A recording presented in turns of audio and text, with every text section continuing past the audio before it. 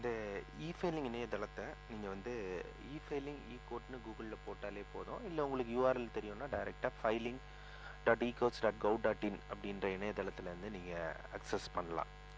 So இந்த இ-ஃபைலிங் portal அப்படின்றது வந்து பார்த்தீங்க அப்படின்னா இந்தியா முழுதுமே ஒரே போர்ட்டல் தான்.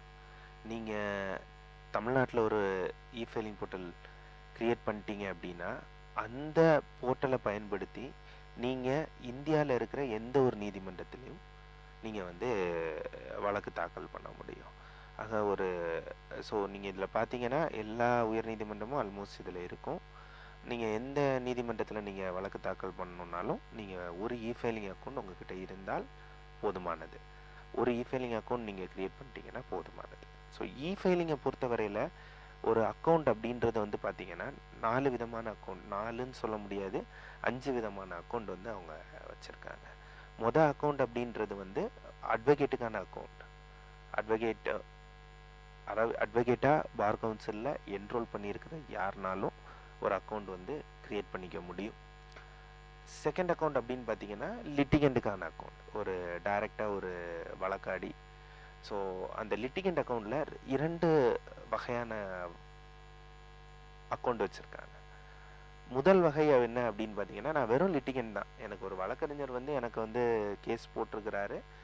நான் நீதிமன்றத்தில் அந்த கேஸுடைய ஸ்டேட்டஸை பார்த்துக்கிறேன். அந்த வழக்கறிஞர் இல்லை எதிர்தரப்பு ஃபைல் பண்ணுற டாக்குமெண்ட்ஸ் எல்லாம் வந்து இ-ஃபைலிங்லேயே பார்த்துக்கிறேன். அதுக்காக மட்டும் நான் உருவாக்கிக்கிற அக்கௌண்ட் வந்து இ-ஃபைலிங் லிட்டிகண்ட் அக்கௌண்ட். அந்த லிட்டிகண்ட் அக்கௌண்ட்லேயே இன்னொரு வகை இருக்குது. என்ன அப்படின்னா, நான் வழக்கறிஞரே இல்லாமல் நேரடியாக நான் நீதிமன்றத்தில் வழக்கு தாக்கல் செய்ய போகிறேன் அப்படின்றது வந்து லிட்டிகண்டில் party in person account. So ஒரு பார்ட்டி இன் பர்சனை டைரெக்டாக பதிவு பண்ணுறதுக்கு லிட்டிகண்ட் அக்கௌண்ட் அப்படின்னு ஒரு அக்கௌண்ட் வச்சுருக்காங்க. ஸோ கவர்மெண்ட் ப்ளீடர், நம்ம அரசு வழக்கறிஞர்கள் அவங்களுக்காக உருவாக்கப்பட்டிருக்க அக்கௌண்ட். அந்த அக்கௌண்ட் வந்து கோர்ட்லேருந்து தான் உருவாக்கி கொடுக்க முடியும். அதாவது ஒவ்வொரு மாவட்ட நீதிமன்றத்தில் இருந்தோ இல்லை சென்னை உயர் நீதிமன்றத்தில் இருக்கிற அந்த சிஸ்டம் அட்மினால் மட்டும்தான் வந்து இதை உருவாக்கி கொடுக்க முடியும். கிளர்க் அக்கௌண்ட் அப்படின்றது வந்து நம்ம அட்வொகேட் கிளர்க்குக்கான அக்கௌண்ட். ஸோ நம்ம அட்வொகேட் கிளர்க் வந்து ஒரு அக்கௌண்ட் பதிவு பண்ண முடியும். அது அவர் எந்த அட்வொகேட் கிட்ட ப்ராக்டிஸ் பண்ணுறாரோ அவருக்கு அந்த ரிக்வெஸ்ட் போகும்.